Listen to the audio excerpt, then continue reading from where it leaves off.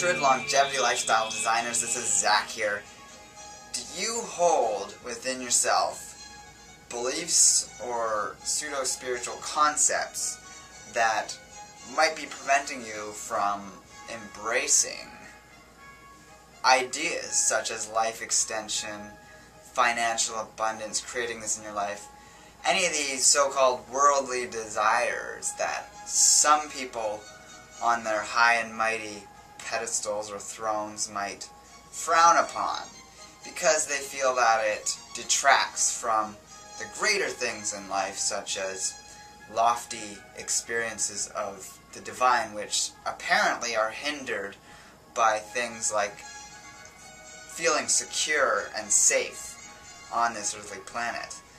Now, what I'm getting at here is that there are certain beliefs that are quite embedded in many of our unconscious minds that I myself have only come to terms with in the last couple of years and really work to alter this, that prevent us from attaining what it is we want. And we have sort of like this dichotomy of what our logical mind running on this program from our subconscious as to what's okay to do, how it's okay to act, what's okay to desire. And then when we actually stop and think about what actually works in creating those things we want. I mean, everyone wants certain things like pleasure in their life, happiness, fulfillment, and all these wonderful things that bring us to a place of balance. Yet, a lot of people keep themselves from fully being able to embrace those things that bring those into your life.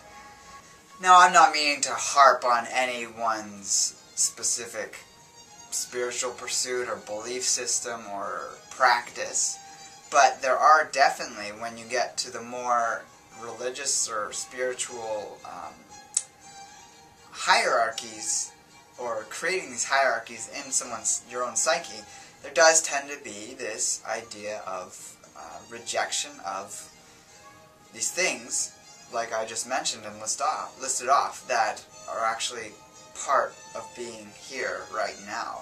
A story that has stuck with me is one that I heard Deepak Chopra, of all people, talk about.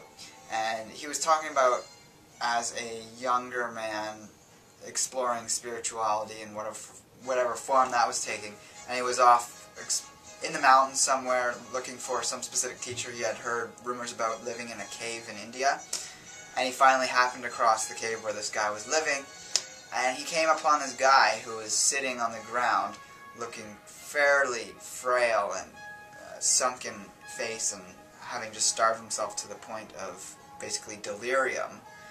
And he was saying that he was in this state of oneness with God, yet he was almost naked sitting in this cave looking like hell warmed over, and he actually had snake puncture marks on his legs from where he had been bitten by poisonous snakes because he refused to move from that spot. Now, these kinds of concepts or belief systems that push us to do, that's an extreme example of course, but something like that, is that really getting us in touch with some sort of higher power or enlightenment or oneness?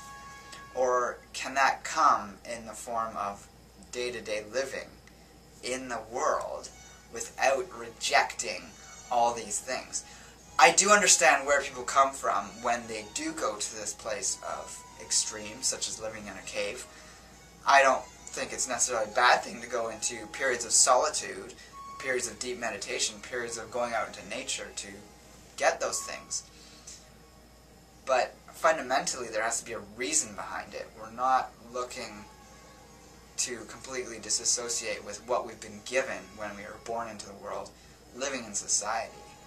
It has actually been shown that the people who are the most solitary in life live shorter lifespans compared to those who embrace their community and live very connected lives with the people around them, family, friends, community, lovers. But again, if you're only capable of experiencing the divine or these states of higher consciousness on your own in a cave, that's somewhat limiting. Again, I think it's fantastic to be able to meditate and get to those places, but can you bring that in and ground it into the physical reality? Can you manifest it as financial abundance, as long, healthy lifespan, as vitality, as sharing the wealth that you've created in yourself with the world and community around you? This is how we can change the world to the world we want to see, which many of us in this conscious community that I'm speaking to and I'm a part of, this is what we want. So we gotta be aware of these things in our minds that might push us to ostracize ourselves, might push us to these extreme, one-sided spiritual beliefs or pursuits, and really just be honest about what it is we're wanting to create for ourselves.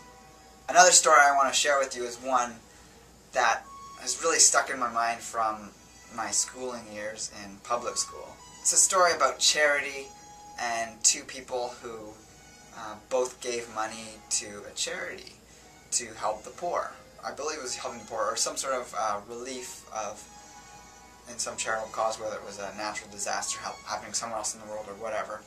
There's two people that made a donation, and the emphasis of the story was that the one man who was apparently homeless but had some money that he had collected through panhandling donated something like $50 to this charity. And then the other one was, there was this very rich man who donated something like $10,000 or $100,000 to the charity. And the way the story was taught in school was that the poor man who gave $50, and it was probably all the money he had, was a better person because he was giving more openly and freely, whereas this rich guy was only giving a fraction of what he had.